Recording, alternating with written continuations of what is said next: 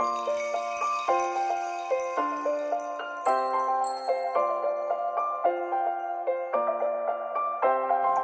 मंडळी, स्नेहरंग यूट्यूब चॅनलमध्ये मी स्नेहा पराडकर तुमचं खूप खूप स्वागत करत आहे। एक रेसिपी तुम्हाला दाखवली आणि होळीची खास दाखवली, ती म्हणजे थंडाईचा मसाला दाखवला।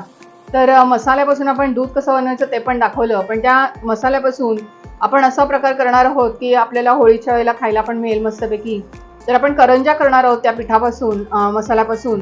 आणि गुजिया पण म्हणतात त्याला, कारण आपण महाराष्ट्रामध्ये त्याला करंजा म्हणतो, पण बाकी ठिकाणी इतर प्रांतामध्ये त्याला गुजिया म्हणतात। तर मी असा प्रयोग करणार आहे की त्याचा मसाला वापरून तर आपण गुजिया करून घेऊया। आपण पीठ आधी मळून घेऊया। 1 वाटी मैदा घेतलाय, 2 आहोत। थोडं थंड झालं की आपण पाण्याने पीठ मळून घेऊया। त्यासाठी जे सारण बनवणार आहोत ते बनवून घेते। डेसिकेटेड कोकोनट आहे, सुकं खोबरं आपण घेतलं तरी चालेल। 100 ग्रॅम मावा घेतलाय।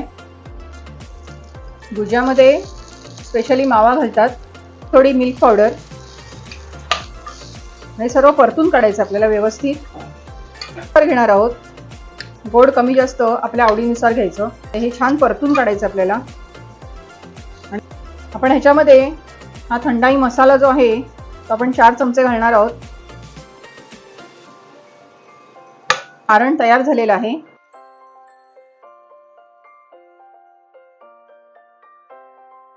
मळून घेतलाय, एकदम मऊ पण नाही घ्यायचा। आणि सारण तयार आहे आपलं।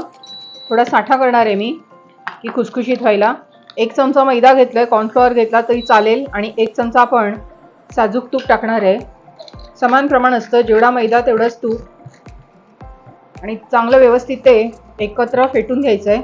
आपला साठा पण रेडी आहे।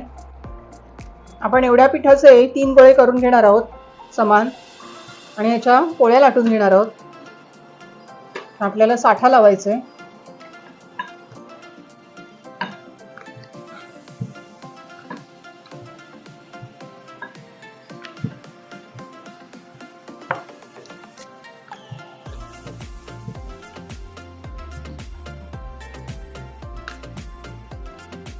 लाटून घेतलेले आहेत आणि आता साठा लावून घेऊया। या आधी पण मी बऱ्याच त्याच्यावर ही दुसरी पोळी ठेवायची आणि हिला थोडं लाटून घ्यायचं।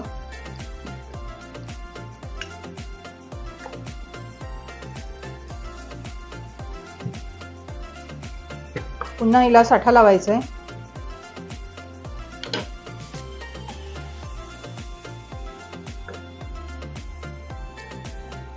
याच्यावर आपण तिसरी पोळी ठेवणार आहोत।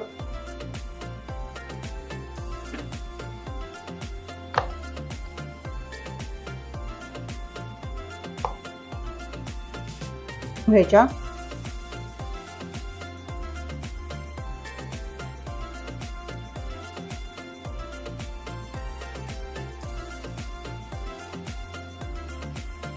हा जो मसाला आपण बनवून घेतला, थंडाईच्या मसाल्यामध्ये आपण जे सारण बनवून घेतलंय, आणि याला आता आपण करंजीचा शेप द्यायचा आहे।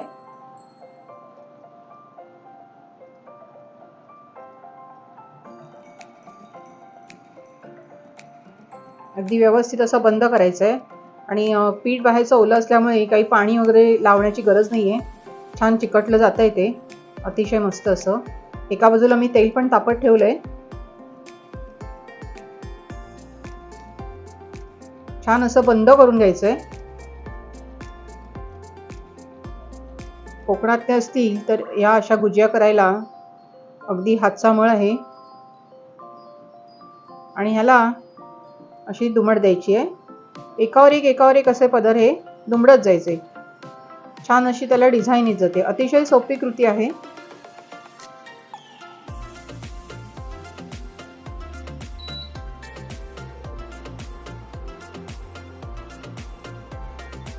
आपण तेल तापले का बघूया। मस्त तापलेलं आहे। त्याच्यात सोडूया करंजी, आणि मंद गॅसवर आपल्याला तळून काढायच्या आहेत त्या। त्याला खूप लेयर्स दिलेले आहेत आपण।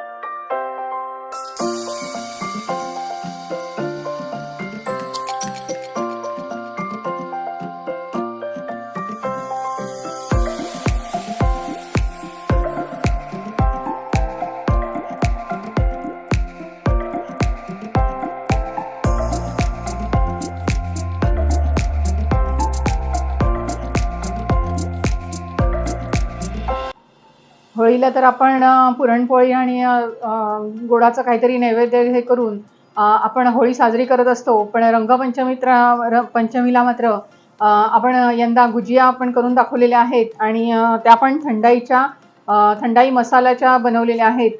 तर बघितलं असेल तुम्ही आणि खूप सुख्या आहेत की तेलकट पण नाहीत अजिबात वाटत आहेत आणि पटकन झाल्या. काही करायला असं जास्त कठीण नाही आहे.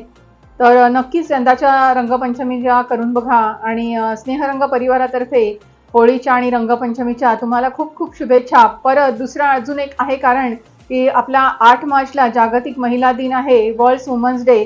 तर सगळ्यांना हॅपी वुमन्स डे आणि सगळ्यांना जागतिक महिला दिनाच्या खूप खूप शुभेच्छा. की महिला असल्यानंतर की आपलं साम्राज्य एक वेगळंच प्रस्थापित करत असतो आपण घरामध्ये किंवा बाहेरच्या जगामध्ये. आणि हा दिवस एक आनंदाने साजरा केला जातो. तर येणाऱ्या महिला दिनासाठी पण तुम्हाला खूप खूप शुभेच्छा.